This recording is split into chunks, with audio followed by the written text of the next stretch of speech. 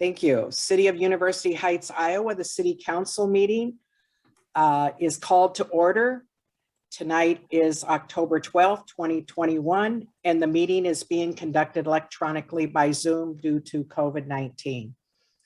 All 5 council are present. For the first order of business is approval of minutes September 14th, 2021. And they were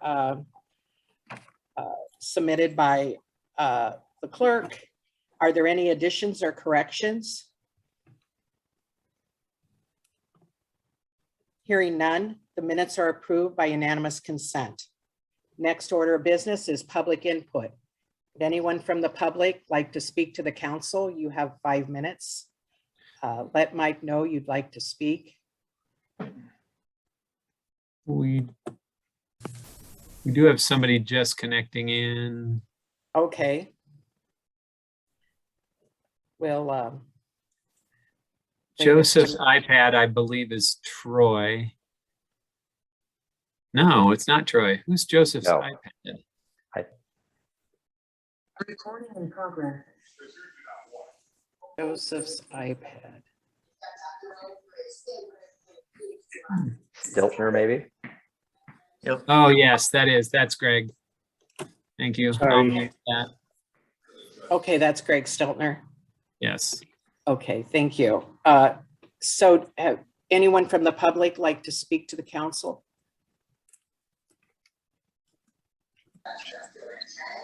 Okay, we'll go to the mayor's report. And since Greg Steltner is available, and I think Jim is coming in too.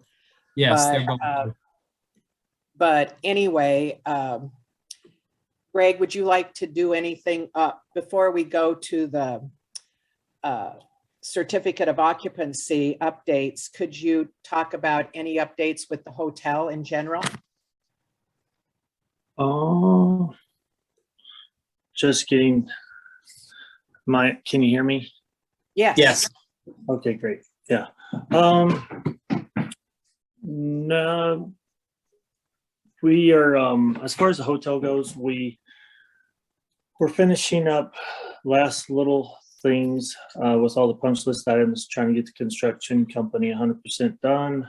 Right, but before that, could you maybe talk about, before you talk about the punch list and all, could you just talk about in general about how the hotel's doing with the football, with anything that you want to talk about? Just a little update. Yep. Hotel's doing, really slow during the week with the Hyatt place coming, kicking the big Marriott out. We have seen some increase in our occupancy. We were running 40 to 50% for a big portion of September. That was scaring me to death. Toward the end of September and in October, we lowered our daily rate and kind of got our occupancy back up to the 60s. And with football, obviously really helped. We had a wedding the weekend in between the 2 football games, so that was good. That helped us. So I guess overall, right now we're doing okay.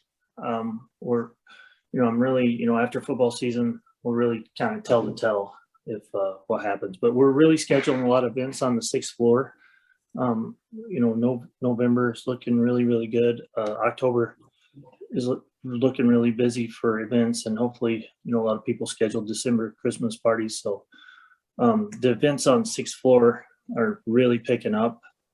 And our 6th floor this past game day for 6th floor was really, we had a lot of people on 6, which was really good. We're really excited to have a lot of people on 6 finally. The first 3 games, we didn't have hardly anybody on 6th floor for the game. So we're starting to get a lot more exposure, which is great. It seems like the more exposure we get, the better things are doing. So all in all, I would give us a good B to B plus as far as how I feel about things. I think we could be better. I think we can do better. But for right now, I think with the way things are, I think we're doing great. I know the hospital has, they're not allowing a lot of visitors. That's really hurting our occupancy during the week. Hopefully, when that all comes full force back, we can have visitors, and I think we will do a lot better. So outside of that, I can't, I could be happier, but I'm okay. Okay, thank you. I understand there was a message that Sylvia wanted to make public comment, so we'll go back to public input. And is that correct? Sylvia wants to make a public comment? Yes. Okay, Sylvia. You want to state your name and address for us? Yep. Thank you so much. My name is Sylvia Quesada, University Heights. And my apologies, but I just got my access to the Zoom meeting, but I did want to make a public comment under the 5-minute rule, and that is, good evening, council. I'm super happy to report that my friends continue to visit the hospital, and due to the closure of extra visitors at the hospital, many of them are camping out at the Marriott Hotel in University Heights and have nothing but positive feedbacks to say about how lovely the location and the amenity is to the reason they're using it, which is to hang out with coffee and waiting for friends and relatives to join there and for our community. But from the September council meeting, I did have a number of comments to make to this council because it's an important issue that is being visited tonight. And that is, back in the day, in the prior councils, the developers and city councils worked and hammered out a contractual deal to build a lovely, beautiful, successful hotel right across Kinnick Stadium. That is a top 10 team in the nation, and we should be super proud of that accomplishment. In that negotiation, the developers got residential zoning rules changed to accommodate an attractive hotel from Kinnick. And soon after, they approached council, meaning the hotel investor group, to add a rooftop restaurant. And the developers again got the support of council to add a rooftop hotel, to even a rooftop restaurant on their hotel, to make it an even more attractive commercial attraction and an amenity for our community. And in exchange, the city negotiated and we put in writing 2 important wins for our community and the environment. The first win for everyone is a good neighbor policy. A green space with trees and shrubs to buffer the sound, light, and building view from residents on the west side. Sure, we could have added more parking spaces, more, I guess more parking spaces and more parking spaces, but we chose to prioritize our neighborhood and the overall feel and look of the western side of the property lines of the hotel in a way that was beneficial to the developers and beneficial to our community. The second big policy win that we put in writing was climate action. Climate action. The hotel would make use of solar panels to power all or part of its operations. A condition like this at that time made University Heights a forward-looking city, as tiny as we are, and as I feel like we're always scrounging around for resources. That would make for probably some of the smartest building in Johnson County. It was forward-looking and smart building for a tiny town of our size and our resources. So that is why you find and see that climate action in the form of solar panels. But in September of 2021 at the council meeting, the developer said that it was just too expensive to fulfill these obligations and wants to walk away from at least both of these wins because it's too expensive. Council, however, has some pretty good options, and so does the developer. There's no need to walk away from anything. First of all, council can extend the dates for the developer to complete these conditions. But simply walking away from a contract condition is walking away from supporting our community and our planet.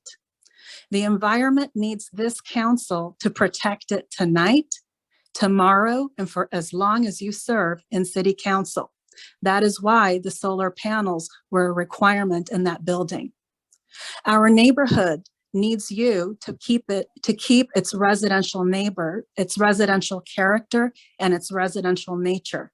And it needs your protection tonight, tomorrow, and for as long as you serve, so that the green space buffer is left intact and no more concrete and no more parking is added. An extension of time to the developer allows breathing room for them to get what they need to make both of those things happen, and allows you as council to work with them, but not to shortchange your community or the environment, because both of these need you tonight, tomorrow, and for as long as you serve. Thank you very much. Thank you. Okay, would anyone else from the public who might have joined late like to speak? Okay, we'll continue with mayor's report and go with consideration of resolution 2142 concerning hotel certificate of occupancy. And Steve sent his report, and my understanding is from the 6 o'clock report that we should go through some explanations. Steve, could you lead that for now? But I think I've outlined in my legal report the remaining punch list items. They're the carryovers from last month. And in my report, I tried to highlight literally, I guess, in green where things were, before I sent the report on Sunday. And then the materials that I received since Sunday were the ones that were circulated just about an hour, a little over an hour ago. So we're down to just a few items. I guess that's the first thing I would say. And I think it would be best, from my standpoint, with the mayor's permission, to have the developers go through these items, because I don't want to interpret the information that was provided this evening, but that information speaks to these remaining items, at least most of them. So I think that would be the best way to proceed. Okay, so the first item is, what do you have, Steve? First item is, I think, landscaping.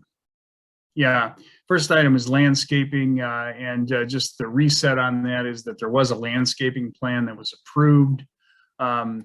Josiah in his punch list review noted that some of the items had not been planted. I think, and this was back in his comments from September. I think that the developers explained last month that there was some confusion on their end between their general contractor and the landscaping contractor or something, and I'll let them speak for themselves. But that's where that was left in September, is that they were going to follow up, and then, as I said, some of the materials I sent earlier today have some landscaping features, and I guess I would see if the developers could speak to what's going on, I guess. Yeah, and Louise, I'll take that. Thank you, Jim. I submitted a plan that's slightly different than what we originally had, mostly because I took out the arborvitaes, which we've been having a lot of deer problems with those. So there's no sense putting them in there and then have the deer just eat them up. So I met with the Beachies down in Kelowna. They're going to be providing most of the plant material, and I changed a few things there. We went with some white pines and spruce. Mike, do you have that? Can Mike put that on the screen? Maybe your plan that you sent. Do you have that, Mike? Yep. Okay. There Thank it you. goes. Yep. Okay. So the color drawings are the ones when we physically went out there and looked, you have to remember that this 15 or 20 foot strip of green space already has some 40 to 60 foot tall white pine or spruce existing. So I've got a lot of roots in there. This is also a utility easement. So I have a 2 4-inch data conduits that run the full length of this space, as well as a gas main, which feeds the houses that are not on our property, but they're the houses to the west. So I don't want to get any really big trees in there. And we also are trying to stay at least 10 feet away from the existing pines, which I really can't do that. I'm going to have to put them probably within 5 or 6 feet. So they're going to be smaller, probably no more than 6 foot tall to start with. And then I'm going to use some dwarf spruce and dogwood, sumac, and what else did I have in there? Yeah, and the white pines.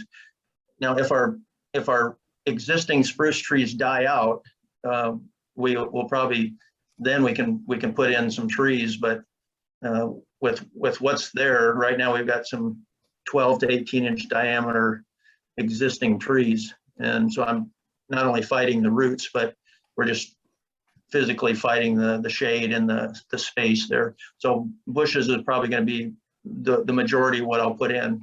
I'm showing 5 or 6 of the white pines, which I'm going to space in between, where I have some space in between the existing spruce trees.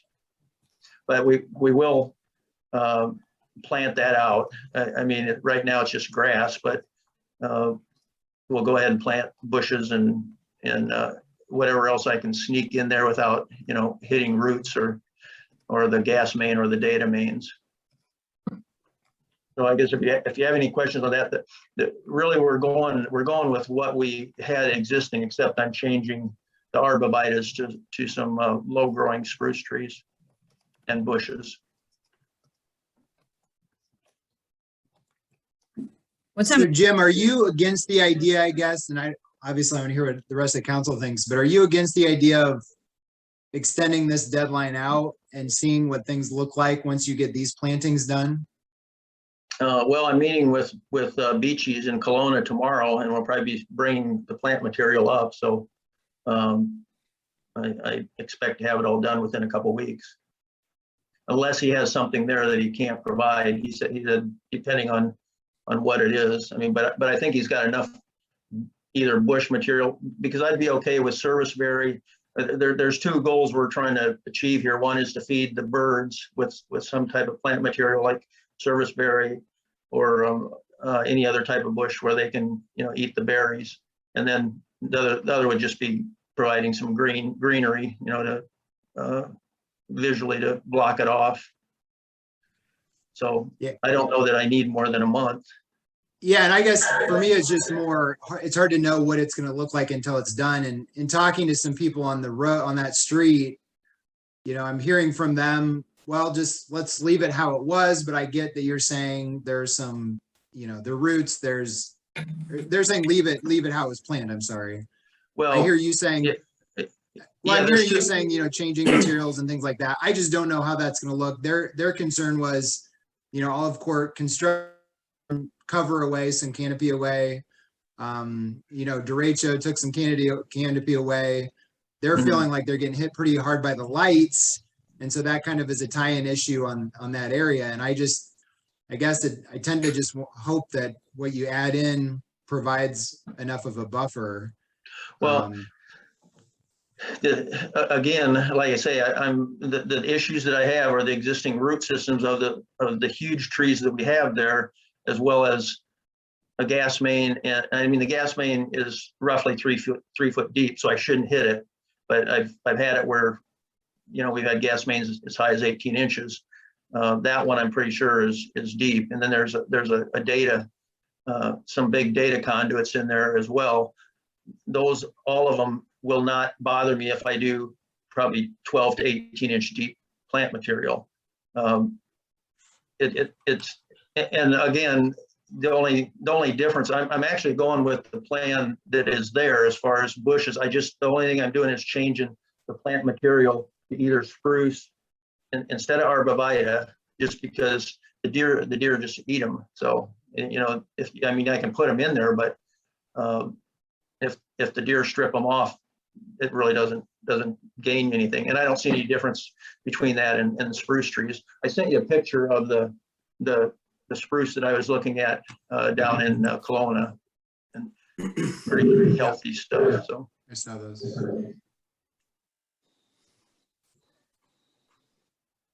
but as far as that, I mean, that's my plan. I guess we're gonna, you know, go ahead and do that. These are some of the spruce that they have, and they also have it's like a spruce bush. It's what they call a nesting spruce, which is a low growing one, which will be more like ground cover.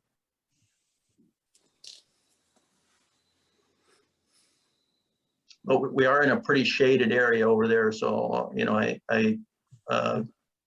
there's certain plants that they're suggesting that would grow better in that shaded area.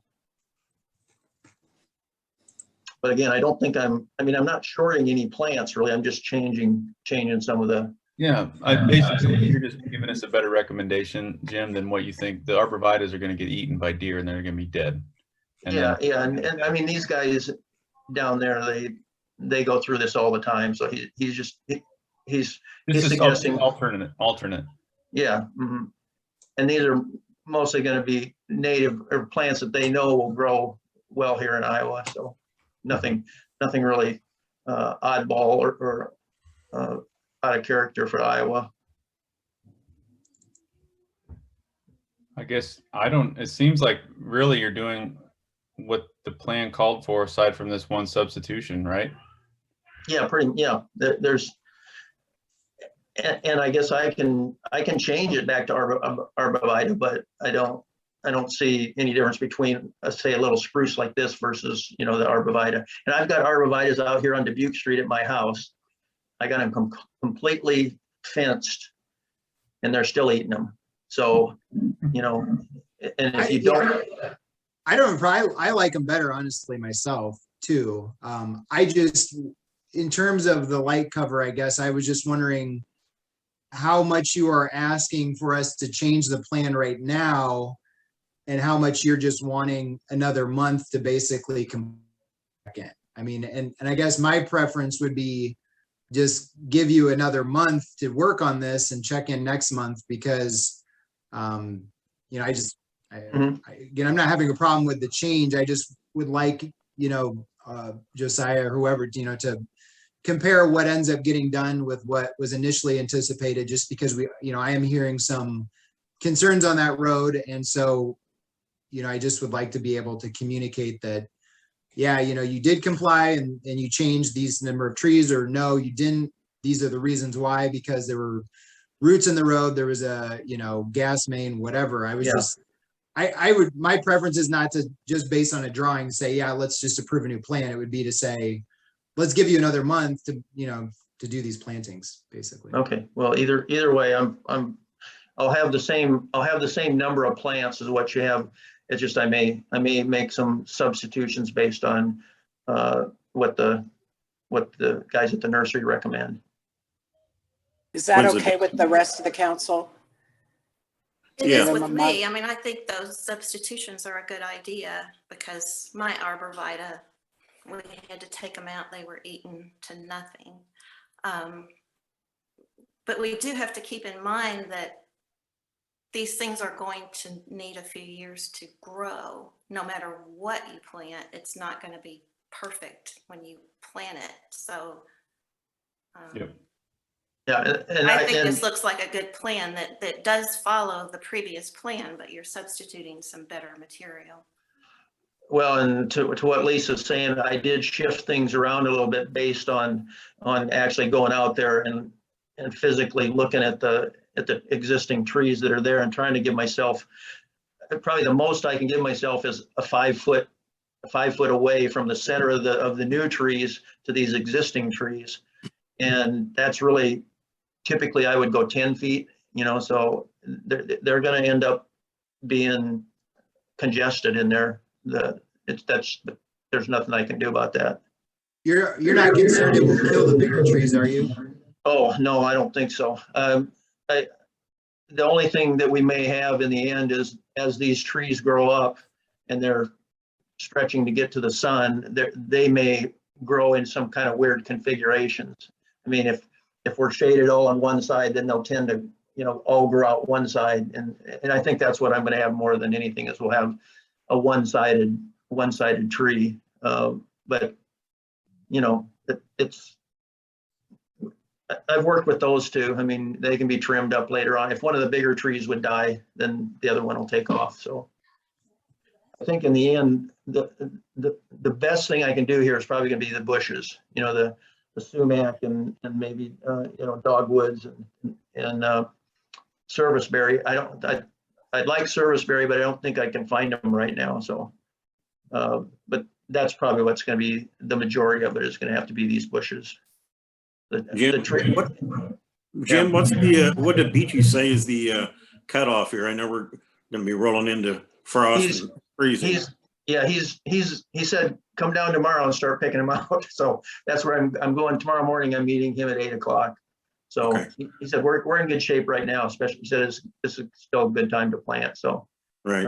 But probably the majority of it we'll do within the next 2 weeks. Right. That window's closing pretty tight. That's why I don't know if dragging it out would do you much good if the cold weather is going to get them. So. Right. Yeah. That's the thing. I got to get it done now. And actually it's a good time to plant pines. So. Well, I'm fine with that plan. Just, signing off on the punch list once you're done with that and we're good on it. And so. Okay. I hear consensus from the council, and Sarah, you're on board with that? Yep. I agree. Okay. Very good. So we'll go to the next punch list. Steve?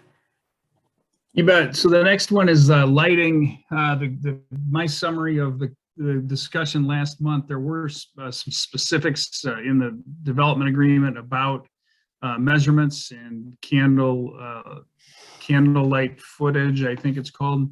And I may have that wrong, sorry. But there was thanks, foot candles. There was discussion about the need for additional lighting and whether it was within what was spec or not. And I don't know if there was a resolution of that, but I think it was kind of left that the developers, Greg and Jim, would provide the measurements so that the council, in the meanwhile, since the last meeting and this one, could maybe have a look around to see, how it looked in terms of its fitting into the community and meeting the goals of safety and so forth, and then come back and take a look at what the actual measurements are. And there was at least some suggestion that perhaps the council would accept or approve what has been constructed, but make note with these measurements of what's there now and provide that the lighting couldn't expand or exceed what's there now without some further action by the council.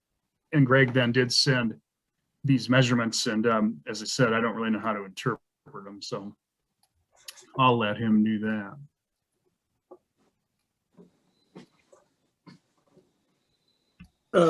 Great. Yeah, there we go. I was waiting. I'm going to pull that up. Thanks, Steve. Let me get my video here. Okay, cool. The measurement that you see first is on the, I call it the north side. It's the railroad track side there. The property line, I measured that at 56 foot candles, and then 10 foot off of the property line, I measured it at 30 foot candles. I held the lighting device about waist high, so about 4 feet, I guess, from the ground. I didn't know exactly what height to do it, so I just kind of put it in my hand and held it down by my waist. And then on the other side, on the west side, we did I went right on the property line. That's basically on that tree line where all those big tall trees are. and I was at 19-foot candles, and then I was kind of scared to go over at night in the houses. I didn't want people to think I was trying to, be, intruding on their property. But I did step over there real quick and get a light measurement and ran back quick, but about 8-foot candles on that 10 feet off of that property line. And then on the south side, that was the brightest over there. And right on our property line is 68-foot candles. And again, 10 feet off there was 43.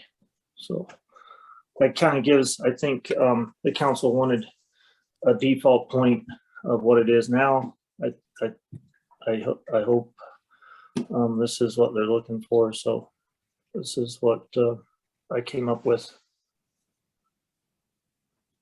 Yeah, my only concern at all is just the 8-foot candles 10 feet away area, toward University Heights. Obviously the railroad tracks. I mean, I think it could be right over there. It's your property, to Woodside Drive direction. Just in talking to the people, some people on the street on Olive Court, just there was some concern about light pollution that way. Again, I didn't know if that maybe would be resolved when the final plants were put in. But I don't know also what was kind of anticipated in relation to that area. I think the hope was that we'd have a pretty good buffer. And again, some of it might have been derecho and the Olive Court construction that got rid of some of the trees over there. So I guess I'm not sure what to say about that.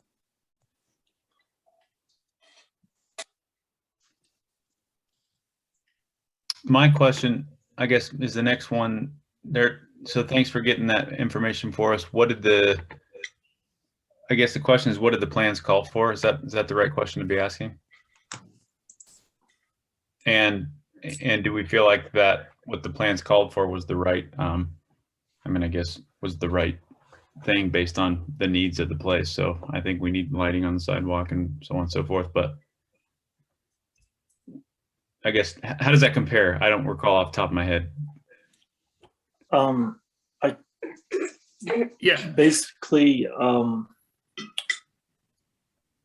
is Josiah on here at all? I don't know if there was a measurement that we had to stay within, Josiah, but there was a measurement that we had, I think, that we were supposed to be within on the property line and 10 feet off the property line. It was pretty low.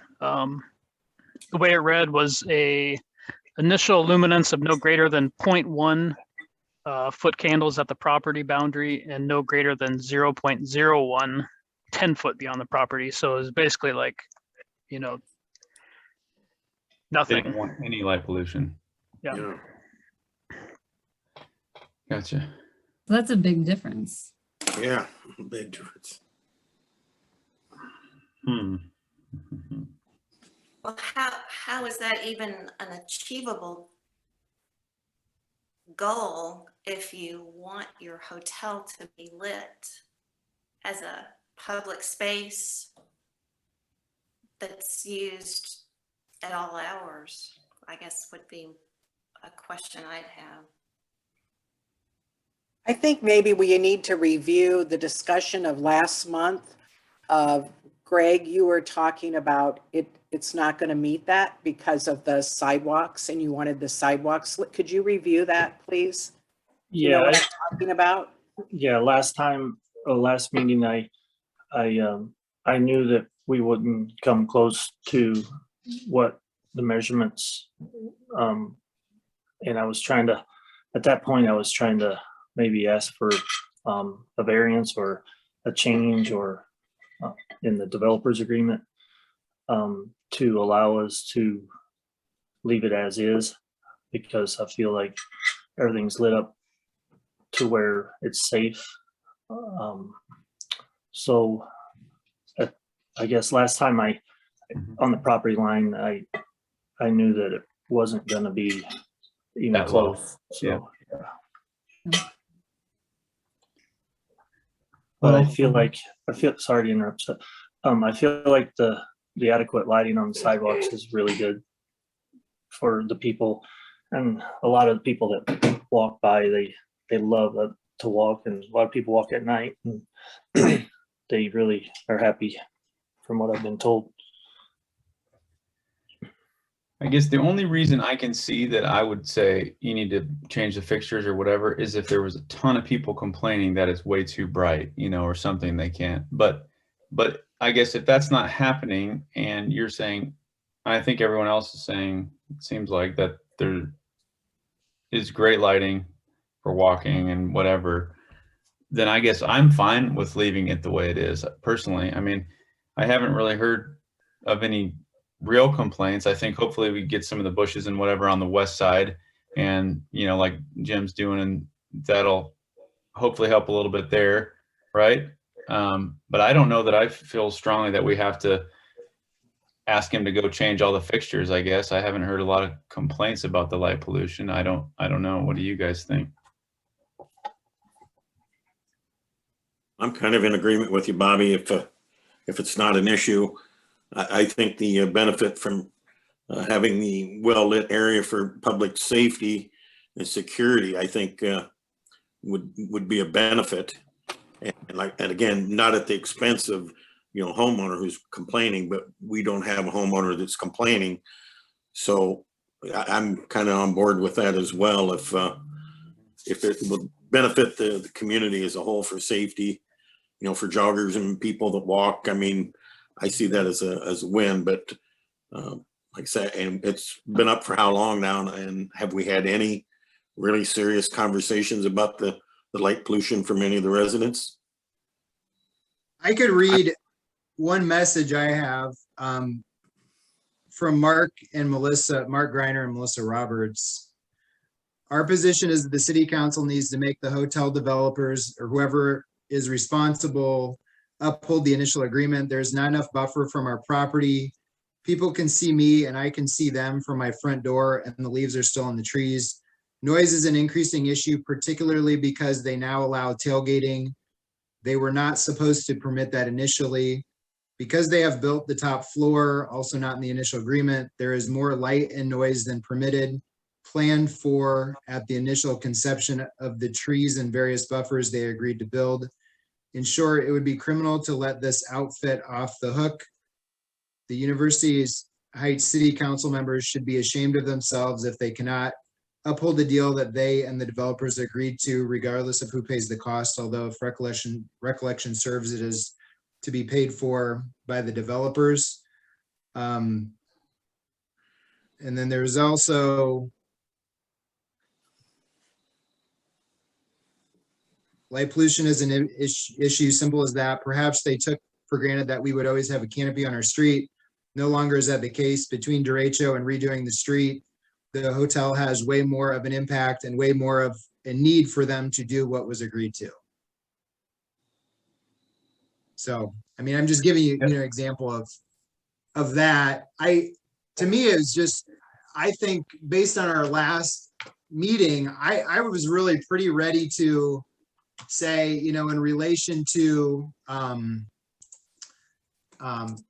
the sidewalk and then their property.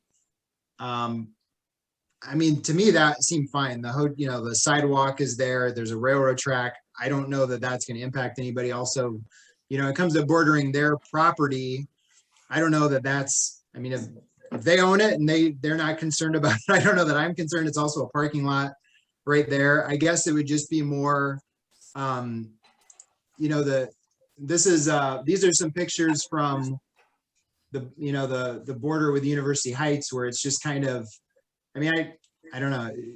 I'm looking at just the street or the houses that border it, but Mark and Melissa, they live on the other side of the street. And so they're saying they're seeing issues. But those, if I live in those houses, I'm thinking, wow, that's really, lighting up the side of my house. And I guess my hope was this is where that buffer was going to go. So I don't know. That's why I was saying earlier, I would love to see what the plantings do. And my hope would be that provides more buffer. And like Lisa said, there's going to be more growing to the trees, so it's not necessarily going to be instant, Mhm. instantaneous that it's going to do its job. But or I don't know if this is a spot where these can be lowered at all. The other ones where we have the sidewalk and we're not as concerned, if those are less of an issue, if these could be tweaked in some way. These are just, I guess, questions I don't have the answers to. So it sounds like there are some concerns about just visibility and whatever. Hopefully the trees and whatever they plant will provide a lot more cover, right? But I think to a certain extent, I don't know if we're gonna escape all of that. I mean, the reality is they built a 5 or 6 story build. We built a 5 or 6 story building right in the middle of town, so it's going to be problematic for some people for visibility. I mean, I don't know until those trees grow up, right, and cover that area. I think the thing, because I guess from that standpoint, we are requiring, I guess, the developer to do what they said they would do as far as ground cover and whatever, right? As far as that goes, Nick, is that right? Well, yeah, I think that's what we were saying. We weren't going to change it today. We were going to let them do this. We're anticipating they're doing some substitutions, but we're not changing the plan, and we're going to take a look at it. The only thing that I'm just putting myself in the shoe. If I was there and it was a lighting thing, I wouldn't. I would be a little bit concerned if it was me and the lights were super bright over there on the west side of the building, and so I don't know. I don't know how. What about this as an option? The east side or the north side by the train tracks, leave the lights. South side, leave the lights. The west side, how big of a job would it be, Greg, to either, I mean, my guess is most of those lumens that 10 foot away from the property line that you're reading on your meter, my guess is those are coming from the lights. Most of that is coming from the lights right above it, right? Yeah, I think so. Is there any like in theater, you can put a shade, I can't remember what you call it, a shutter or whatever you will, like a Shield, what's that? a shield. A shield basically on one side to keep the light from going that direction more. Even if you did that, would it get you below the numbers on the west side? Yeah, I don't know. I could talk to a lighting engineer and The other option, and what if, maybe this wouldn't work, but go out there and shut those lights off on the west and then take a reading.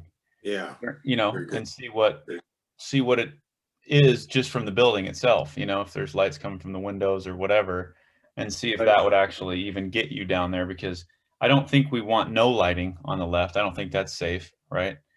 But I don't know. I'm inclined to say personally on the north side and the south side, it's fine. But on the west side, that's where, where the majority of tenants are a neighbor, like that's where I'd be most concerned about. And so I don't know how big of a deal it is to address those. I really like that idea, is to do a test, just to see the difference. I wish I could. Yeah, because if you can't, that's a really low light reading. I mean, what the plans call for is a very low light reading it seems like that's almost pitch black. I don't know if you're going to get that ever, and so I don't know. And I'd be willing to, have a city council with me at the time, just to make sure, they're seeing what I'm seeing. Anybody to go with me at the time. But yeah, I'd love to do that test, and turn those lights off and see what it looks like. What does the rest of the council think about at least the lights on the north side and the south side?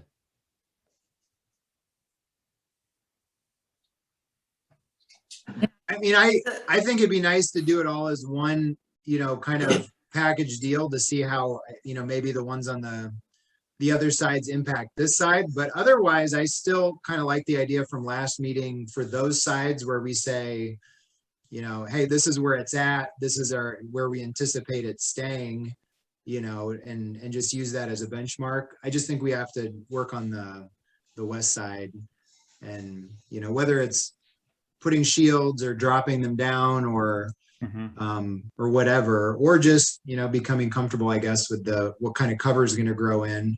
And maybe getting some involvement from the people who live over there. You know, you invited the council, maybe if we can invite, you know, a few people that live over there also, just to understand, you know, how you are trying to light the parking lot and keep it safe, but at the same time, trying to keep the light away from them. And so maybe we can all collaborate on something that works for everybody.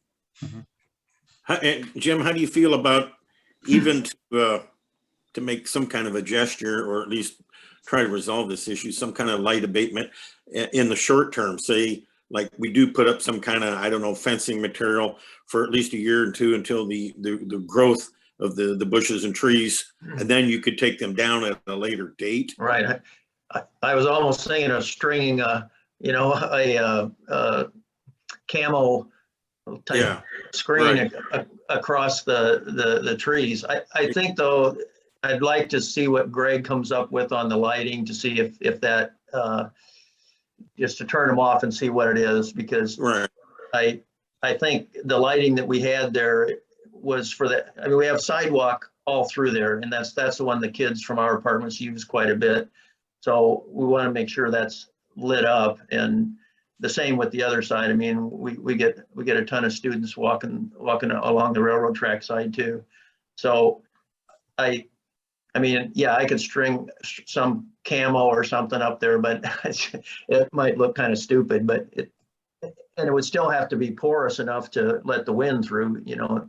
But well, it's just one more option that a guy could at least try, you know, one more tool in the arsenal. But yeah, we do have to address it, you know, because I feel for the homeowner. I mean, a deal is a deal, and this is kind of the cost of doing business when you put up something. I get that as well. So I'm trying to be sensitive to the residents' concerns, and I was unaware that was an issue. So you know, I apologize to the folks that are kind of upset with us, but I do want them to know we are on everybody's side. I mean, we all want resolution here, and we want our cake and eat it too. So you know, I'm sure we can negotiate, and maybe if we can pull the homeowners over and say, hey, here, what do you think of this? Is this acceptable? At least make them part of the equation and make them feel like they have a little say.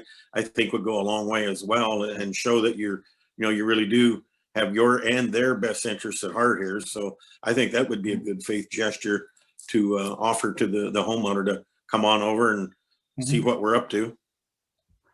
Yeah, I agree with that. I also think at some point, you know, some people just aren't going to want the whole thing there in the first place. And so you're never going to, I mean, not that we don't want to try to please everyone, but the reality is you can't please everyone. And it's hard. It's a hard thing to do sometimes, but I'm a fan of that.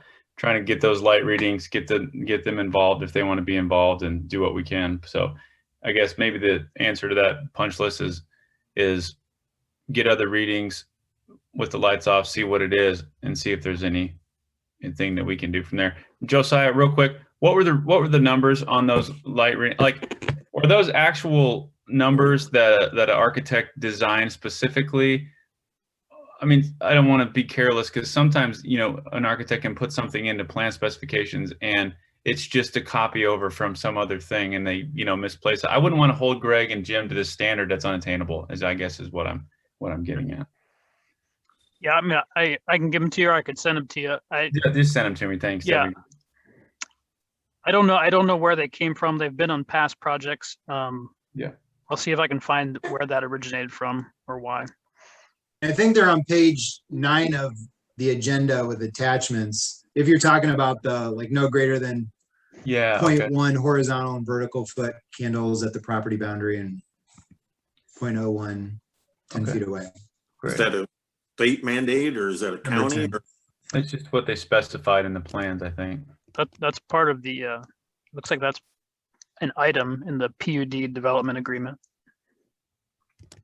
And was there ever anyone that looked at how bright or how dim that is? Or was it just a number that sounded green?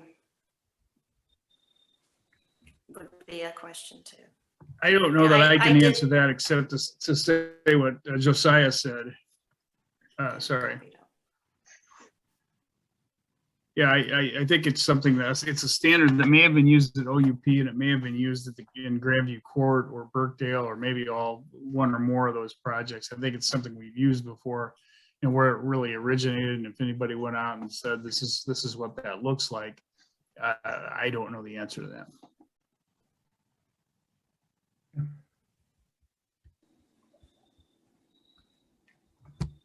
This is a question for maybe Josiah.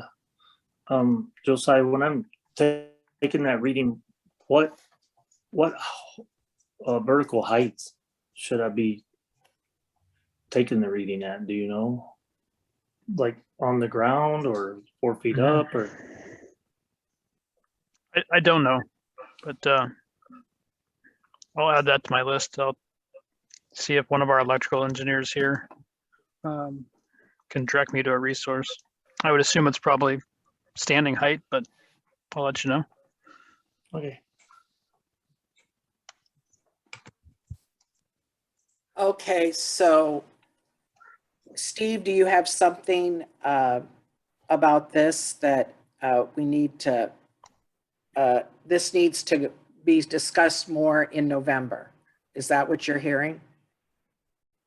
Before we can. Yeah, I mean, what I'm hearing is we're going to be revisiting at least some issues in November, and it sounds to me like there's going to be some more information put together and the plannings will be in place. And my suggestion would be that you just reconsider this in November.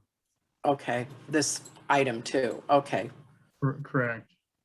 And I don't know who could potentially facilitate a group to go down there, or if Josiah is the main contact, if Josiah is willing to reach out to council. I know we don't want to have too many people present, or at least talk in an appropriate way.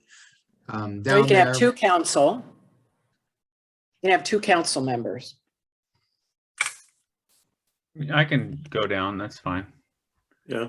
And Greg, you can get a hold of me, and anyone else We who can wants to go join. 2 by 2.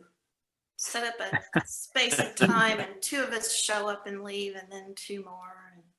There you go. Yeah, and if I had some idea of time with some notice, I'd reach out to Dr. Greiner and see if anybody else in the block wants to stop over. If that sounds okay. Yeah. Okay, so you're gonna work on that, and Josiah's gonna work with Greg on that and getting where to measure from. Correct. And some dates. Okay, very good. And we'll have something for the November meeting. And then, so what's the next item, Steve? Is it the solar So panel? the next item concerns a LEED certification. Oh, the LEED certification. I think it's the LEED certification. Yeah.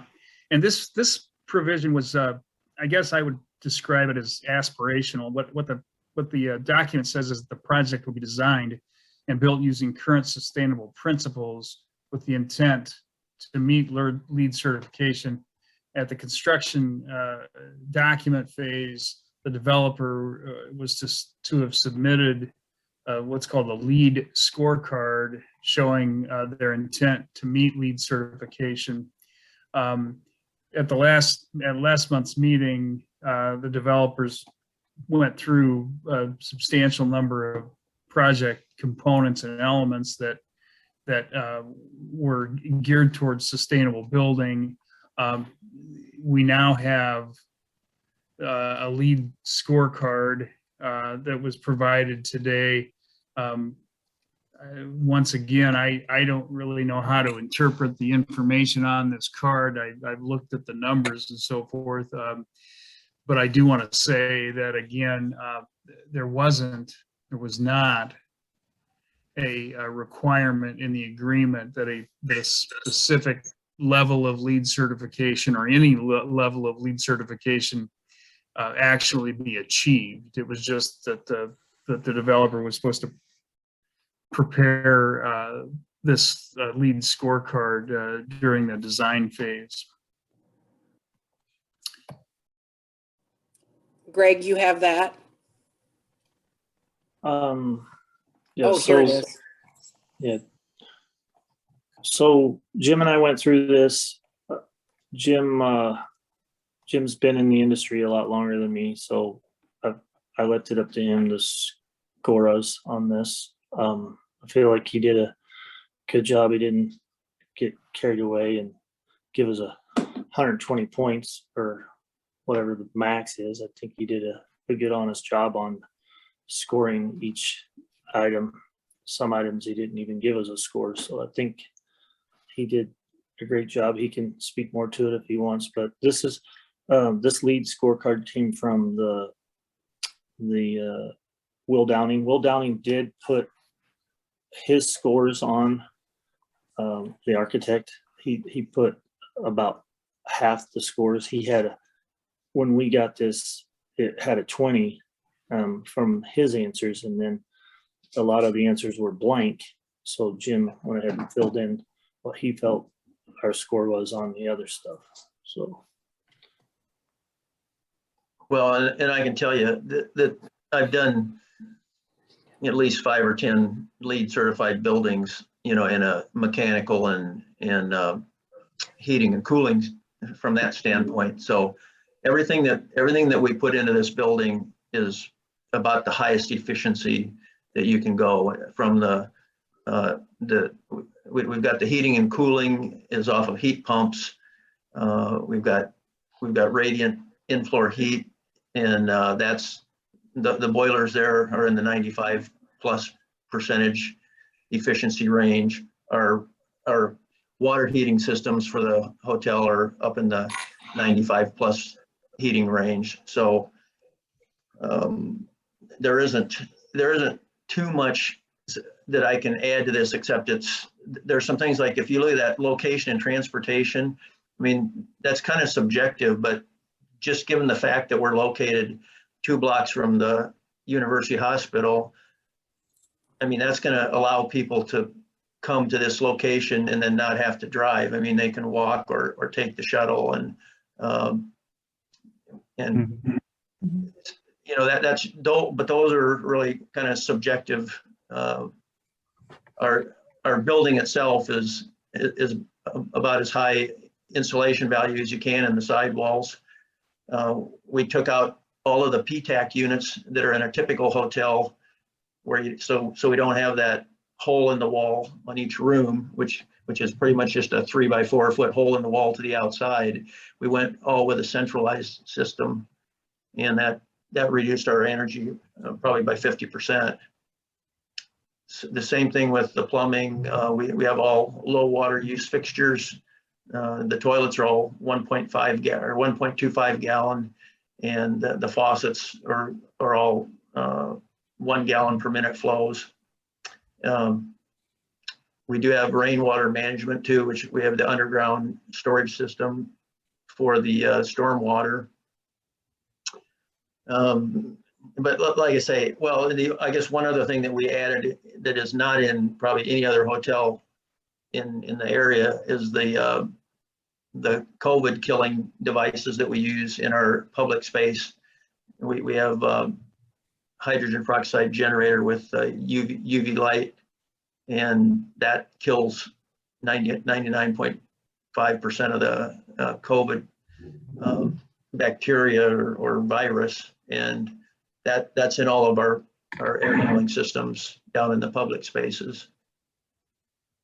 So I know you can, like I say, I added it up to like 54, which puts you up in the silver LEED certification.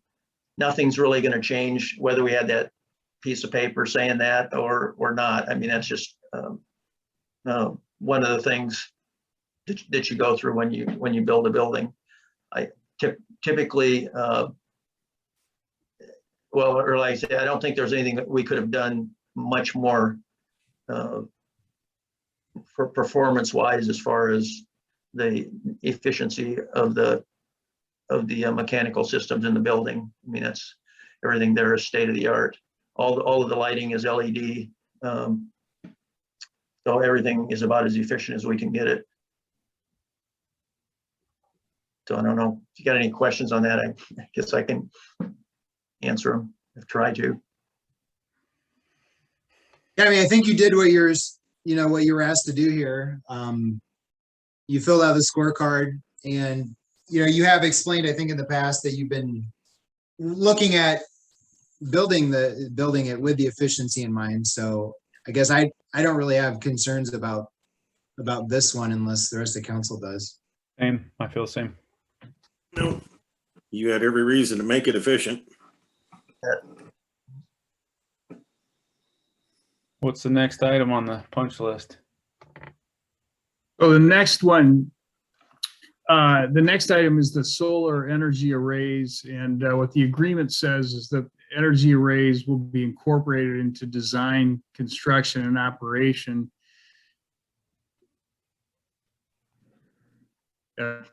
Steve, you Says froze. that Steve, you froze conduits up. will be You're gonna constructed. have to say, you're gonna have to say that again because you froze in the middle. Arrays will Thank be you, Louise. Sorry about incorporated that. into what now? It says that solar arrays will be incorporated into the design, construction, and operation of the project. That conduits will be run so that wiring can be extended to the roof.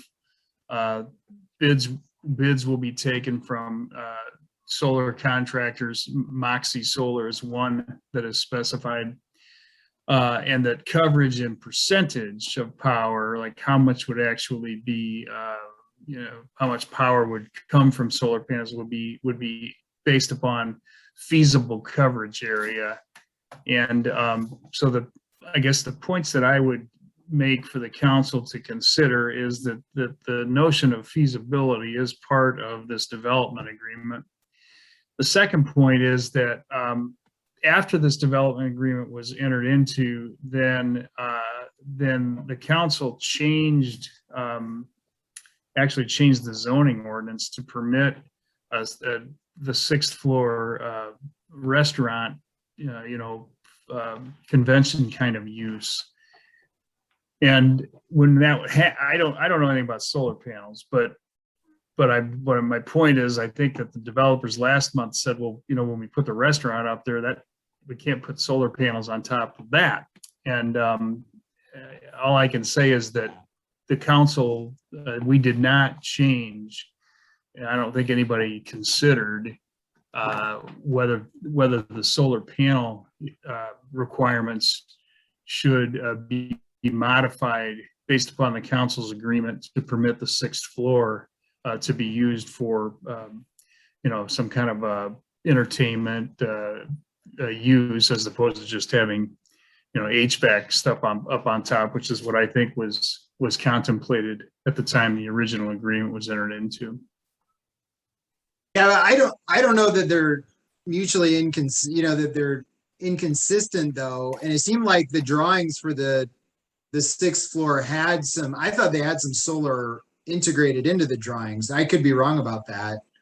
But I guess I'm curious to know, I think you're saying you didn't find it feasible, but do you have any information you can report to us about just the numbers in relation to that at all? In terms of, I understand it would be, what would be feasible would potentially be smaller. And, when I read the coverage percentage of power will be estimated at the time of feasible coverage area is determined, I don't know that it necessarily incorporates or anticipates that the coverage area would be 0. But I guess I was just wondering if you can share more information about the bid or bids that you were able to receive. Well, let me just address a couple of things, Nick, because you're right that initially we were thinking of some solar panels above the outside seating area of the restaurant portion of the building. That went away pretty quick from an engineering standpoint. They just said, no way with the wind shear and everything else. We'd have to have such heavy steel to hold something like that and handle an 80-mile-an-hour wind. It was just, we didn't have the structure there to even do that. So that part of it went away initially. The big part of the 6th floor where the main room is, we have a sloped roof on that. And the roofing material that we used is sort of a Kevlar based. It's a 60 mil polyethylene and Kevlar, and it costs us a little bit more because it structurally is a lot more durable than just a rubber roofing. If we put any kind of screws through that, it voids our warranty. So that there was no way to put anything on the slope part of the roof without having bolted down stands. And we have some bars. If you ever get back far enough, you'll see that along the edge of that sloped roof, we have some snow catching bars, so the ice and snow doesn't slide off that roof and crash down on somebody below. As well as we have heated gutters there too, so that we can keep any of that ice from flowing down in the wintertime.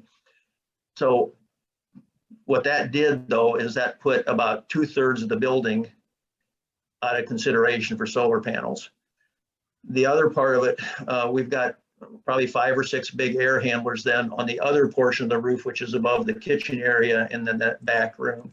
So there's probably an area there where we could get 2,000 or 3,000 square feet maybe of solar panels, but it's reduced down to such a small percentage of the overall building that, yeah, the feasibility of that is really what comes into play. And, it would be okay to, if you want to just say that you did it but whether the cost of that amount of panels, I mean, we would use every bit of electricity for sure, but whether or not the cost of putting those up there is going to benefit, economically, I don't think so.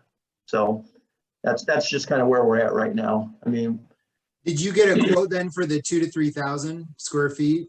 no, I haven't on that yet. I got a quote on our other hotel in Coralville, which is more suitable to solar panels. And we at that time got a quote of about 150,000 from Moxie, and it still didn't pan out to be economically feasible.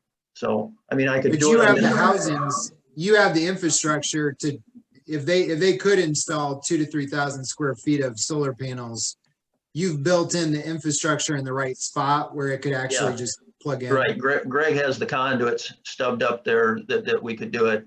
And, I would do it in a sense, just to say that we have it, more like a marketing thing. I don't think it's ever going to be economically feasible at this point.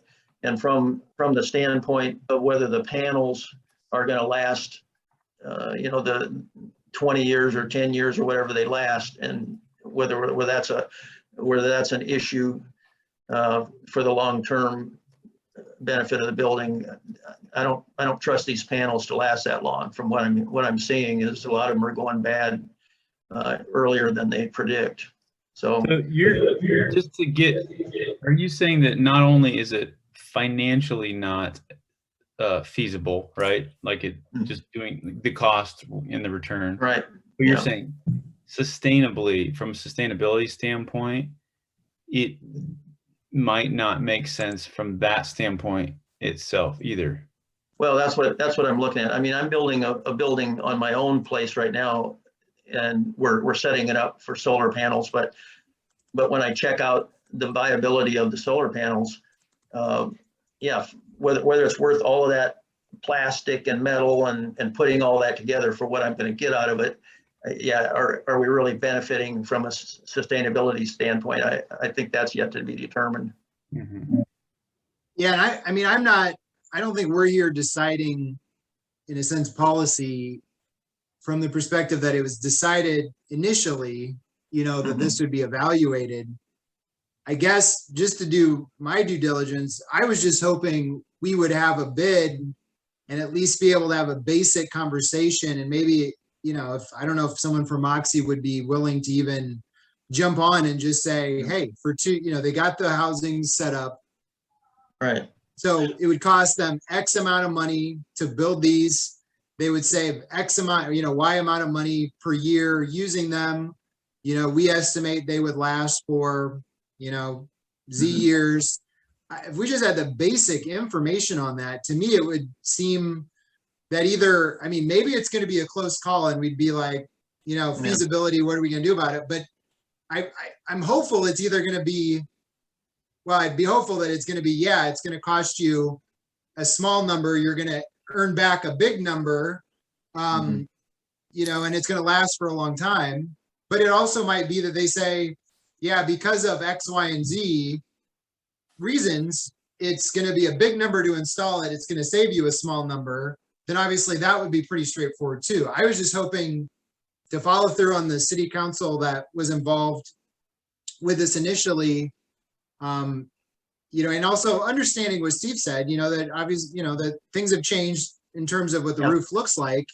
I would still though like to do what they asked and just what the previous city council asked and just make that basic evaluation.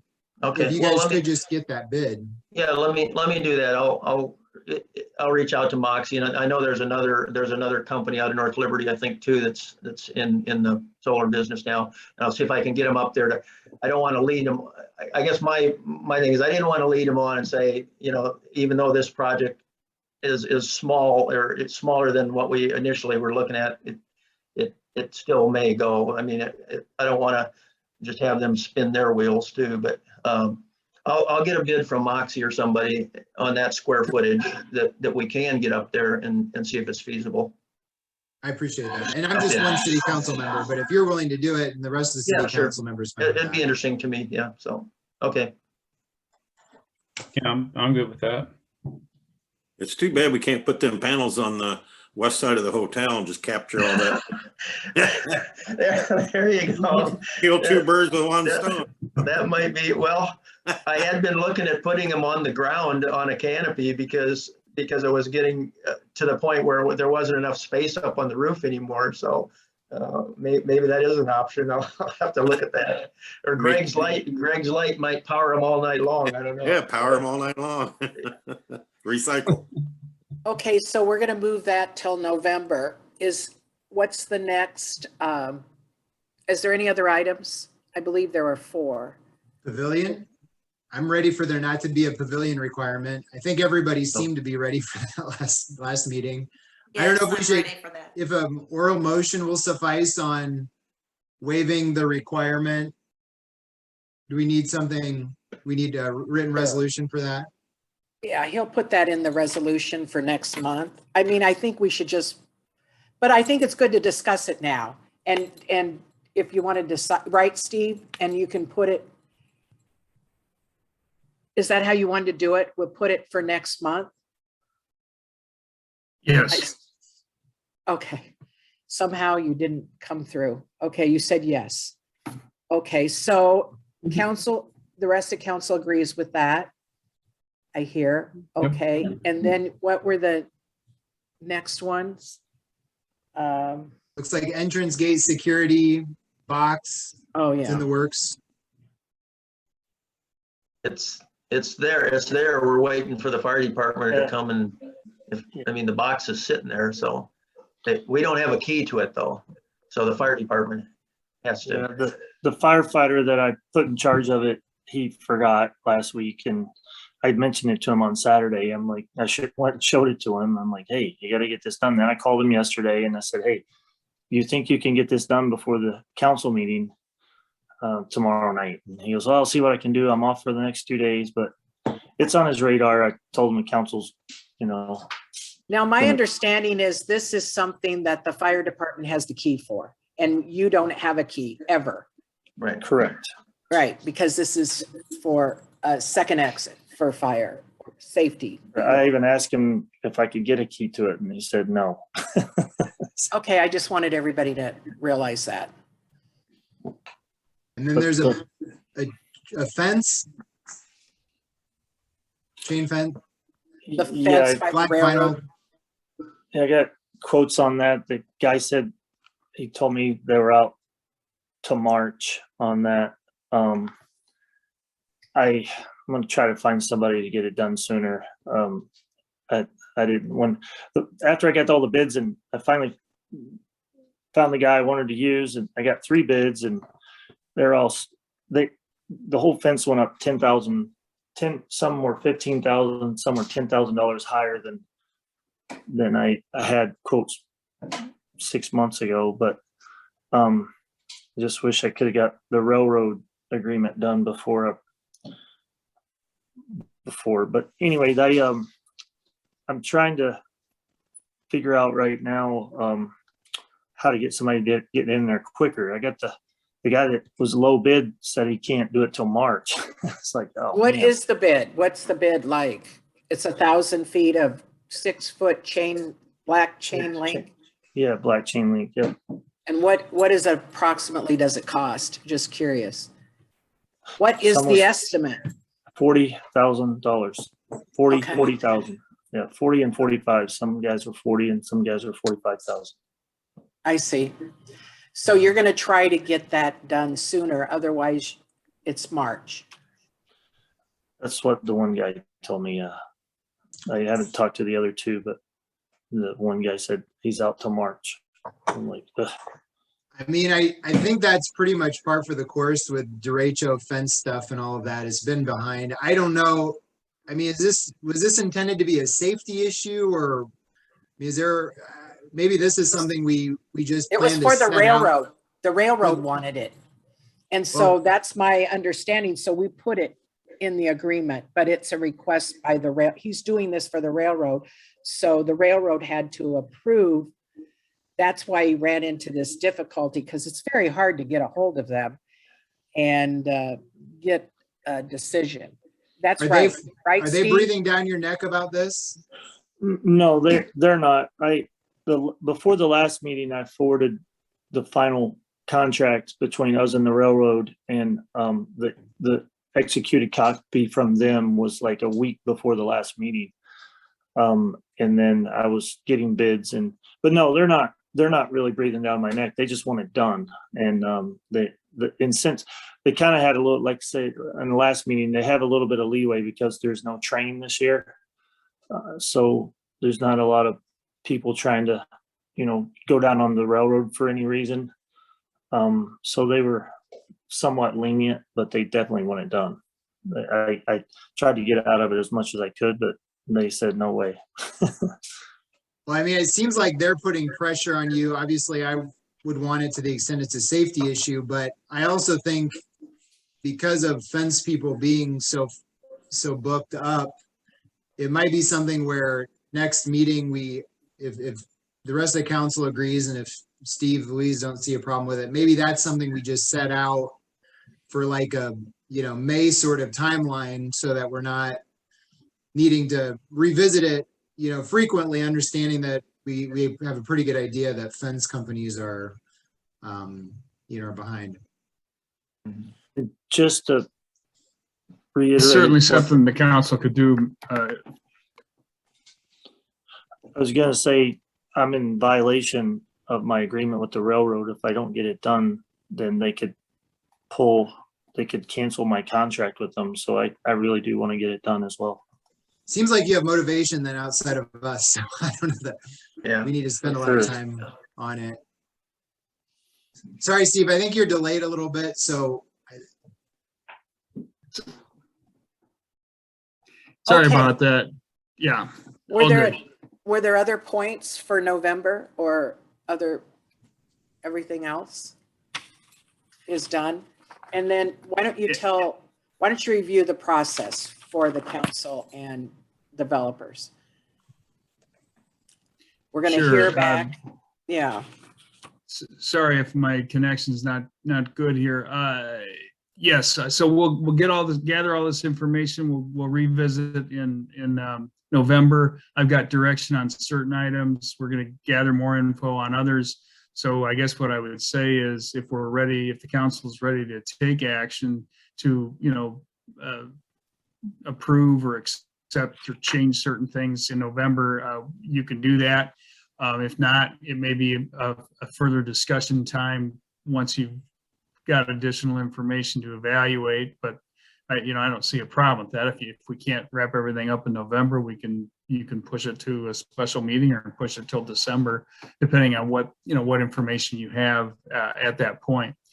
I said in my report that that we would work on this resolution 2142, and not knowing exactly where the council is going to go. I did put together a draft version of that. I sent it to Mike only and asked if he could share it. It's the same body as last month's, and it really just extends the time for all of these various things to the November meeting. And other than that, other than be it resolved, the council extends the deadline to November 9, 2021.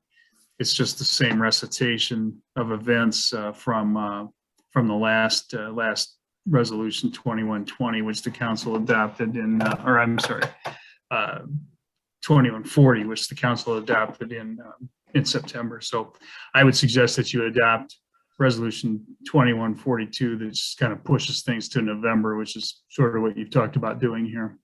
So moved. I'll Okay, second. motion by Nick and a second by Sarah. Well, that was me. Oh, it was Lisa, sorry. Unless Sarah did something I didn't see, sorry. No, I don't no, that was Lisa. But I'm in Sarah was agreement. in the middle of my screen, I guess.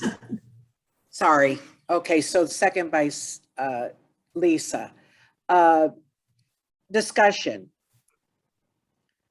Okay, Mike, give a roll call vote, please. Herbold, Aye. Moore, Aye. O'Sullivan, Aye. Scott, Aye. Swales. Aye. Motion carries 5-0. Thank you. Thanks, everyone. Okay, so you have a lot of work to get done again, Greg and Jim, and so we'll see you next month. Thanks, everybody. Yep. Thank you so much. All right. Thanks a lot. Bye. Thank you. We'll go on to legal report. Steve, I think you kind of covered it, but are there any questions for Steve? We'll go down to city clerk report, and Mike circulated the city clerk report as well as the rental inspector report and minutes. Any questions for Mike? Any comments you want to make, Mike? No. Okay. Very good. We'll go down to city treasurer report. Lori sent report and also the warrants. And are there any additions to the warrants? Is there any objection to paying the warrants? Hearing none, they will be paid by unanimous consent. Let's see, we have some things to discuss for finance, but we'll do that here shortly with Bobby. So we'll go to police and committee report, and Troy and Sarah, your report was circulated. Any questions for Chief?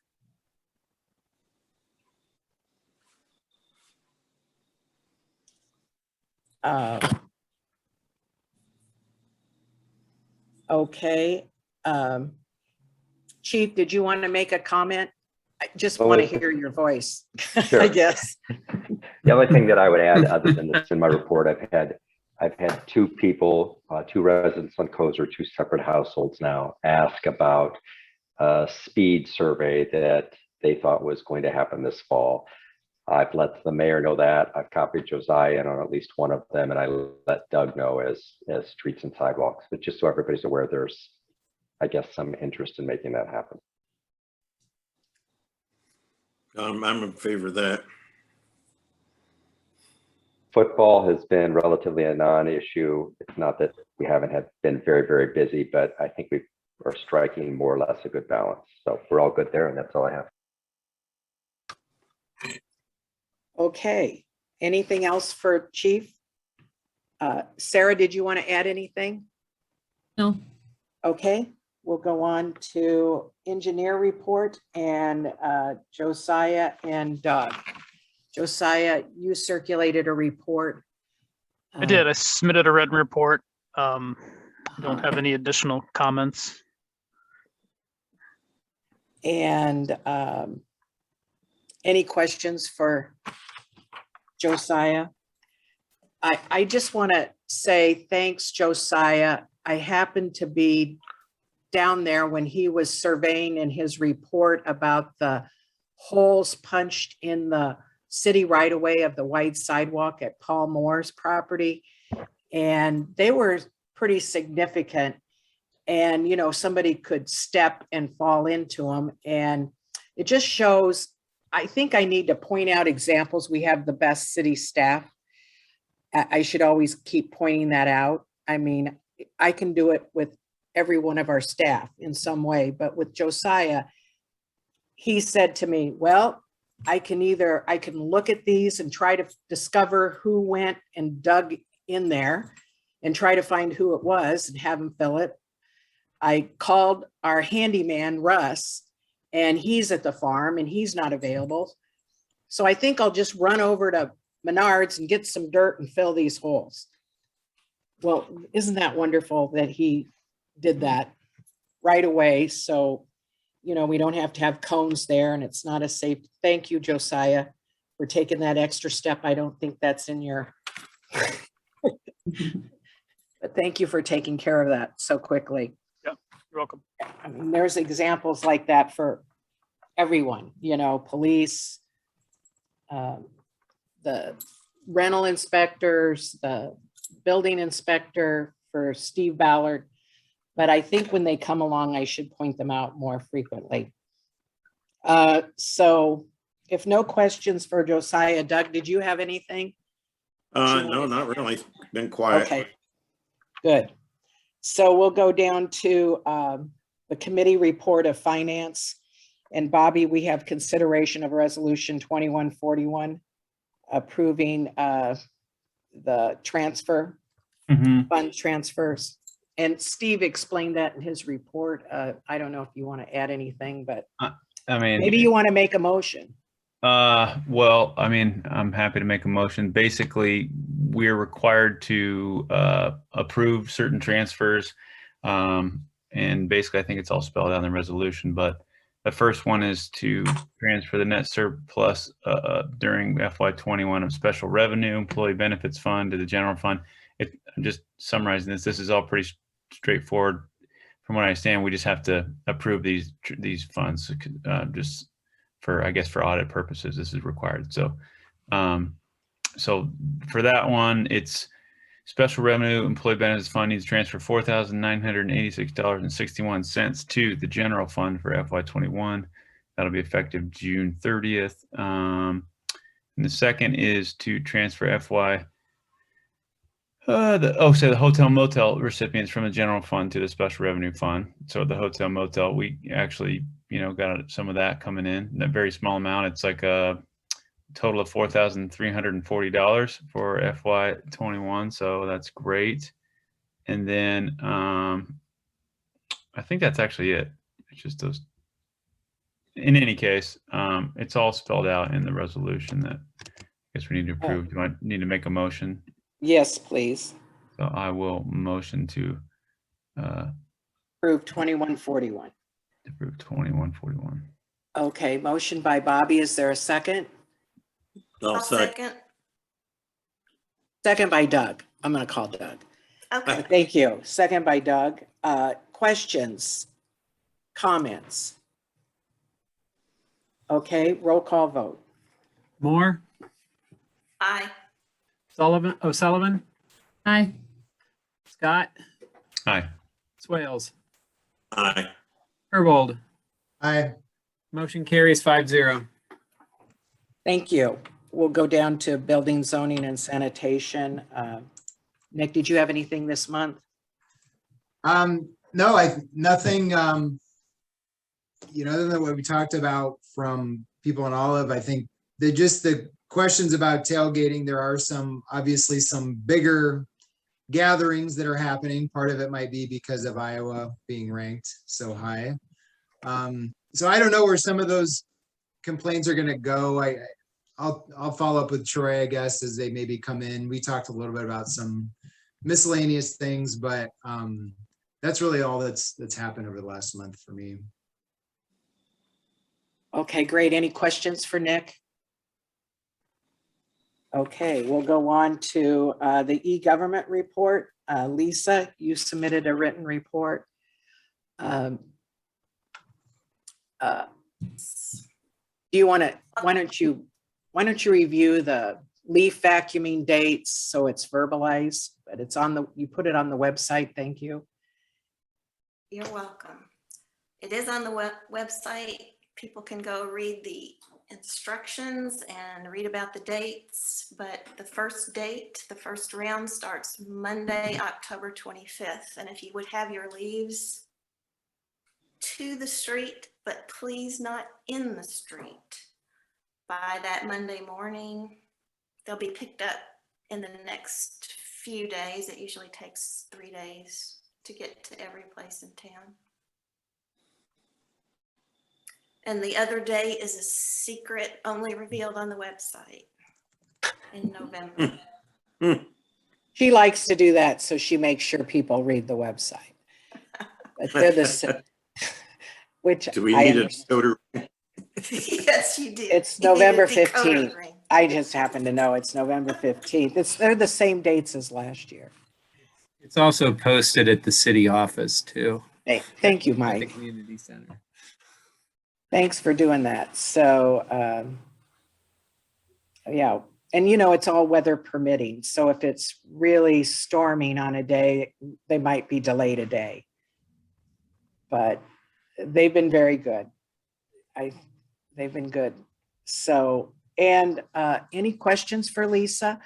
Oh yeah, you have Halloween there, and Yeah, it's on Halloween, 5:30 to 8. If you want to participate, turn your outside front porch lights on. But as you can tell by the pumpkin with the mask on, we have pandemic precautions encouraged again this year. So come up with a contactless way to get your candy handed out. okay, any questions for Lisa? Thank you. Okay, are there any announcements that anyone would like to make? Okay, any objection to adjournment? Hearing none. The meeting's adjourned by unanimous consent. Thanks, everyone. It's like 8:33. Very good.